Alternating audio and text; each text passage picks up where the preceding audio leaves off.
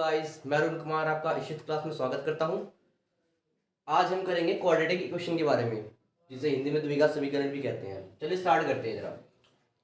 N algebraic polynomial in which the maximum power of the variable is equal to 2। एक ऐसा polynomial जिसमें जो variables हम use करते हैं जैसे एक्स स्क्वायर एंड एक्स, ये जो वेरिएबल्स है इनकी जो मैक्सिमम पावर होती है वो होती है 2। अगर पावर 1 है तो हम उसे लीनियर कहते हैं, पावर 2 है तो क्वाड्रेटिक और 3 है तो क्यूबिक। हम क्वाड्रेटिक के बारे में पढ़ रहे हैं, तो यहाँ पे जो वेरिएबल्स की मैक्सिमम पावर होगी वो 2 होगी। जैसे देखिए इस इक्वेशन में a x square plus b x plus c, तो यहाँ पे जो वेरिएबल है एक्स है और एक्स की मैक्सिमम पावर कितनी है 2। तो ये एक क्वाड्रेटिक इक्वेशन है। हमें ये नहीं फर्क पड़ता कि इसमें टर्म्स कितनी है, 3 है, 4 है, 5 है या 6 है। अगर इसमें वेरिएबल्स की मैक्सिमम पावर सिर्फ 2 है, चाहे वहां पे एक ही टर्म क्यों ना हो, तो उसे हम क्वाड्रेटिक इक्वेशन कहेंगे।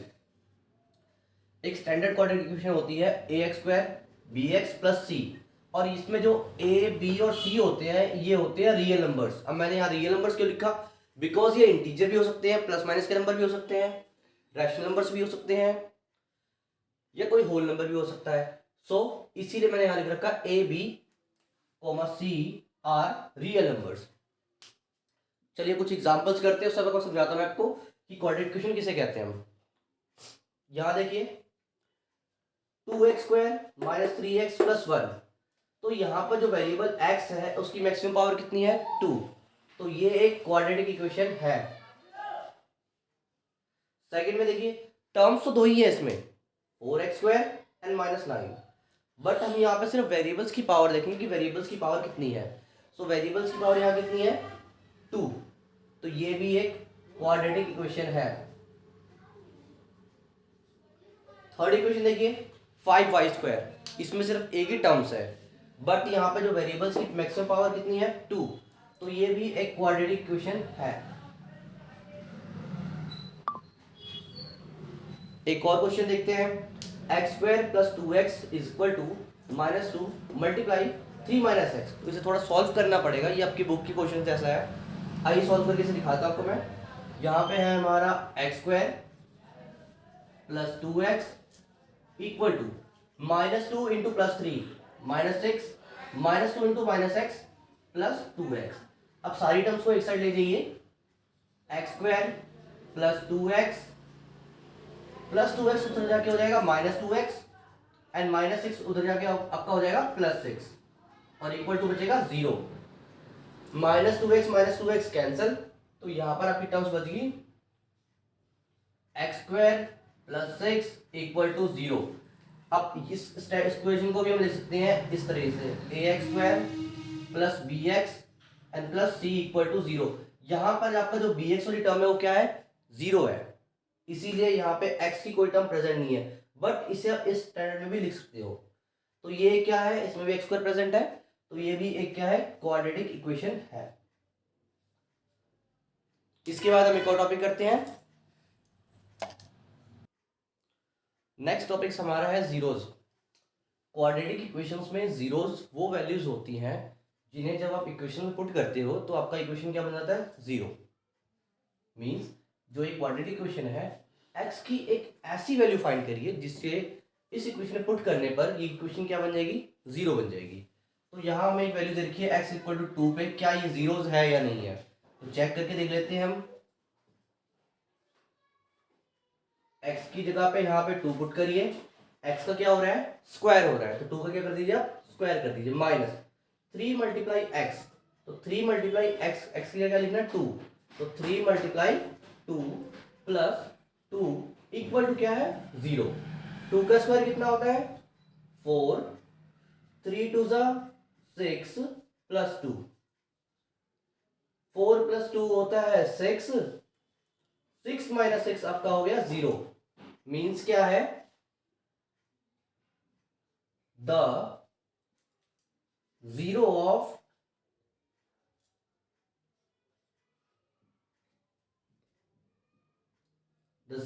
quadratic equation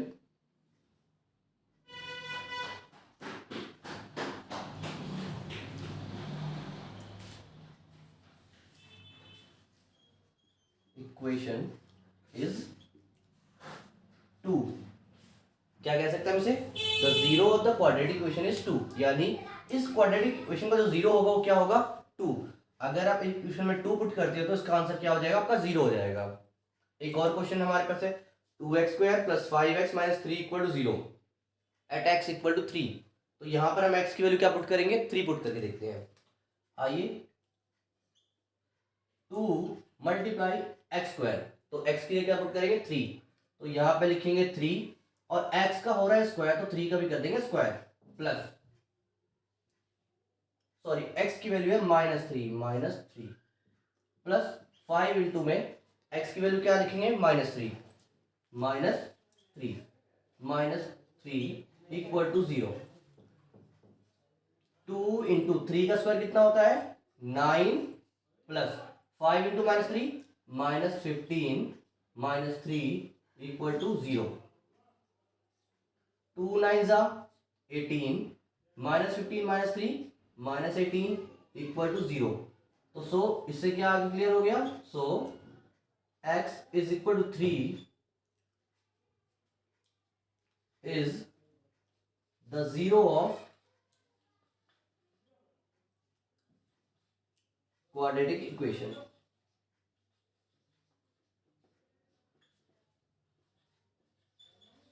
इस क्वाड्रेटिक इक्वेशन का क्या जीरो? x क्या होगा? x इक्वल टू जो 3 है, x इक्वल टू सॉरी -3 जो है वो इस क्वाड्रेटिक इक्वेशन का क्या होगा? 0 होगा। ठीक है, चलिए अब कुछ हम आगे क्वेश्चन और करते हैं। आइए हम कुछ और क्वेश्चंस करते हैं। अब हमारा टॉपिक है sum of zeros and product of zeros. जो जीरोस आप फाइंड करते हो उनका सम करने पे क्या आएगा आपका आंसर, और प्रोडक्ट उन जीरोस का प्रोडक्ट करोगे तो क्या आएगा? Let alpha and beta are 2 zeros of quadratic equation. किसी क्वाड्रेटिक इक्वेशन के 2 जीरोस मान लेते हैं हम, अल्फा और बीटा है। अल्फा और बीटा का सम कितना होगा, उनका प्रोडक्ट कितना होगा, ये हम निकालते हैं। फर्स्ट ऑफ ऑल हम जीरोस फाइंड करके देखते हैं। जीरोस फाइंड करने के लिए मेथड यूज करेंगे फैक्टराइजेशन।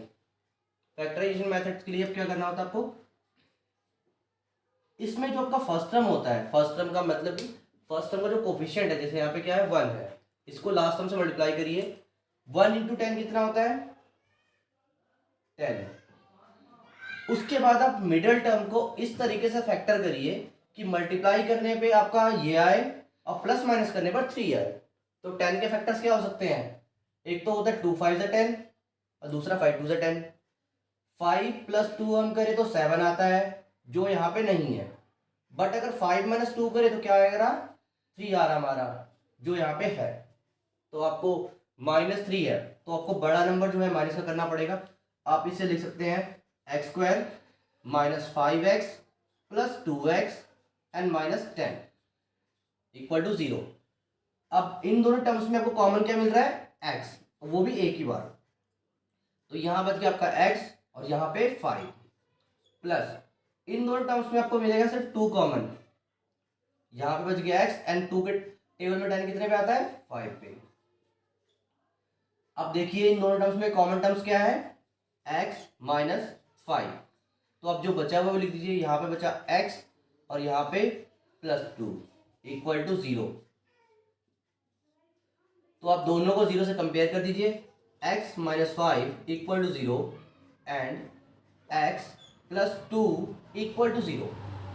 सो आपकी पहली x की वैल्यू आ गई 5 और दूसरी आ गई -2। तो आप इनमें से किसी को भी अल्फा और बीटा ले सकते हो। मान लीजिए ये अल्फा है एंड ये बीटा है। अब हम कर रहे हैं सम ऑफ जीरोस।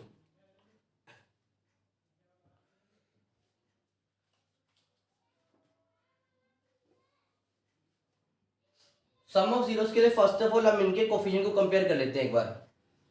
इस इक्वेशन को यहाँ पे हम फिर से लिख लेते हैं x² - 3x - 10 equal to 0।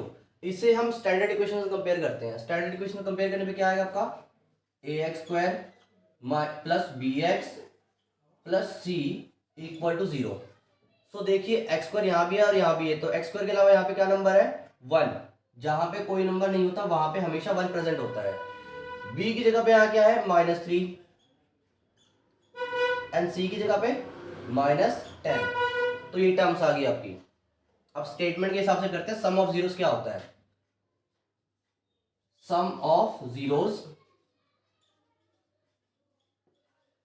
Equal to होता है माइनस बी अपॉन ए। अगर आपको सम ऑफ जीरोस ऐसे निकालना तो ऐसे निकालिए या डायरेक्ट फॉर्मूला कर दीजिए। अब देखते हैं करके आगे। सम ऑफ जीरोस हमारा अल्फा प्लस बीटा होगा और वो इक्वल टू किसके है, माइनस बी अपॉन ए के। ठीक है, अल्फा कितना हमारा एलएचएस देखते हैं, ये हमारा एलएचएस और ये आरएचएस है। हमारा एलएचएस वाला पार्ट सॉल्व करते हैं पहले हम। एलएचएस में हमारा फर्स्ट जीरो है 5, तो हम अल्फा 5 ले लेते हैं और बीटा को लेते हैं -2। दोनों को प्लस करने में कितना आएगा, 5 - 2 इक्वल टू 3। इक्वल के दूसरी तरफ क्या है हमारा, बी अपॉन ए, यानी डायरेक्टली आप यहां से सम ऑफ जीरोस भी निकाल सकते हो। माइनस बी, माइनस साइन लगा देते हैं। बी के साथ क्या, बी क्या है हमारा -3 है और ए कितना हमारा 1, माइनस इंटू माइनस +3। तो देखिए आपका एलएचएस और आरएचएस दोनों ही इक्वल आ गया। तो सम ऑफ जीरोस आपका ये होता है। अब नेक्स्ट टॉपिक हमारा है प्रोडक्ट ऑफ जीरोस। तो प्रोडक्ट ऑफ जीरोस भी हम करते हैं।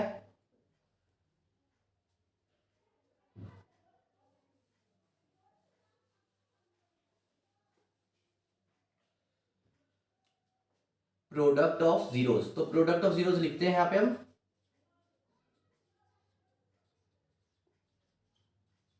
ये इक्वल टू होता है सी अपॉन ए के। प्रोडक्ट ऑफ जीरोस यानी जीरोस को क्या करना पड़ेगा, मल्टीप्लाई करना पड़ेगा। और हमारी जीरोस क्या है, alpha multiply beta equal to किसके है, सी अपॉन ए के। तो हमारा अल्फा कितना है 5 और बीटा कितना है -2। 5 2 जा 10 एंड प्लस इंटू माइनस -10। तो आपका अल्फा बीटा बीटा कितना आ गया, -10 आ गया। इक्वल टू क्या है आपका, सी अपॉन ए। सी क्या है आपका -10 डिवाइड बाई 1, तो इक्वल टू आ गया -10। सो इसमें भी आपका हो गया LHS equal to RHS. Similarly यहाँ पे जैसे आया था आपका एलएचएस इक्वल टू आरएचएस।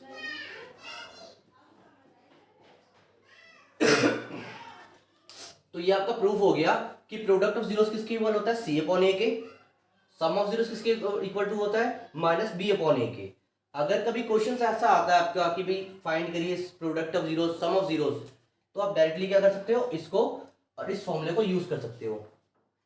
ठीक है, तो अब कुछ क्वेश्चंस हम करते हैं प्रोडक्ट ऑफ जीरोस और sum of zeros directly find करने वाले क्वेश्चंस पे। चलिए कुछ और क्वेश्चंस हम करते हैं finding the zeros. Sum of zeros, इस क्वेश्चन में हमें सम ऑफ जीरोस फाइंड करना है। तो फर्स्ट ऑफ ऑल आपको एबीसी निकालना पड़ेगा एक स्टैंडर्ड इक्वेशन से। तो स्टैंडर्ड इक्वेशन आपको याद है, ax² + bx + c = 0। तो इससे हम कंपेयर करके ए बी सी की वैल्यू निकाल सकते हैं। जैसे x² के साथ यहाँ पे क्या है 6 और नीचे a है, तो आपकी a की वैल्यू आ गई 6, b की वैल्यू 7, बट यहाँ प्लस साइन और यहाँ माइनस साइन है, तो माइनस साइन आपको लगाना पड़ेगा साथ में, b = -7।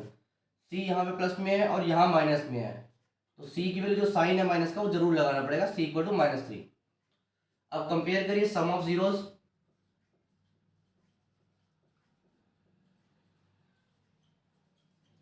वो होता है -b upon a, means coefficient of x upon coefficient of x²। यानी x² के साथ जो नंबर है वो नीचे लिखना है और x का जो नंबर है वो आपको ऊपर लिखना है। अब देखिए माइनस साइन यहाँ पहले से लगा हुआ है, b जो भी टर्म्स आपका है वो एज इट इज यहाँ लिख दीजिए। -7 है तो माइनस और प्लस का है तो प्लस अपॉन a कितना है 6, तो यहाँ पे लिख सकते हैं अल्फा प्लस बीटा। तो अल्फा प्लस बीटा की वैल्यू कितनी आ गई हमारी, -7/6। Now product of zeros,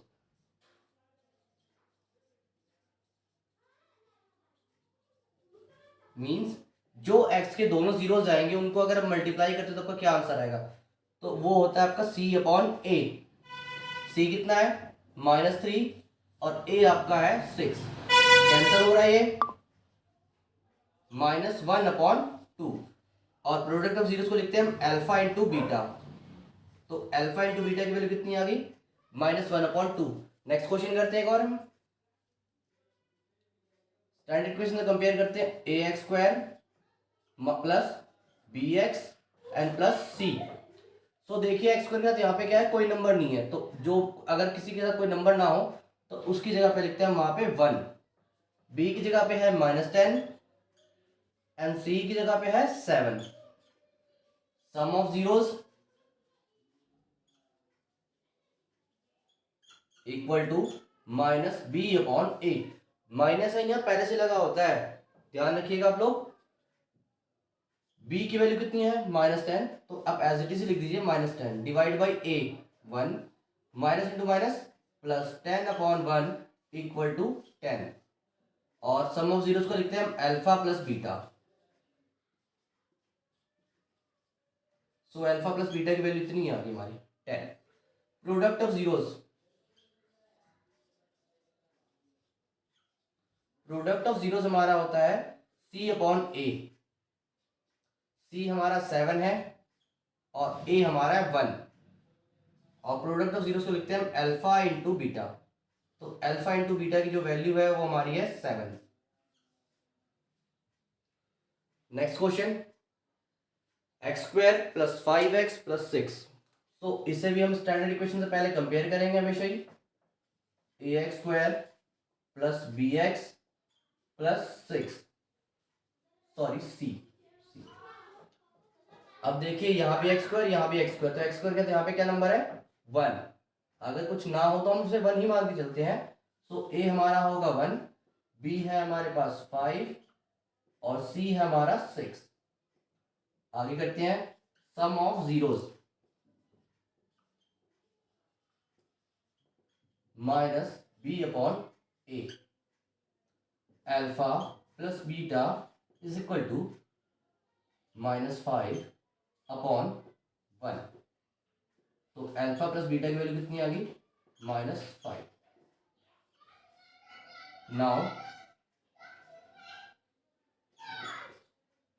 product of zeros,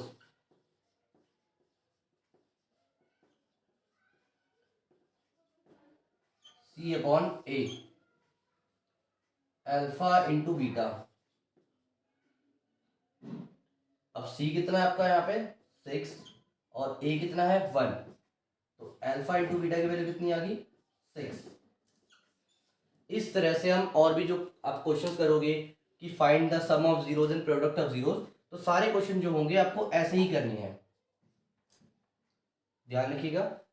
तो अगर कोई क्वेश्चन आपका ऐसा हो तो आप उसे इस तरीके से कर सकते हो। और प्लीज़ मेरी वीडियो को सब्सक्राइब कर दीजिएगा, और ताकि मैं आपके लिए और भी ऐसी यूजफुल वीडियोस बना सकूं। Thank you.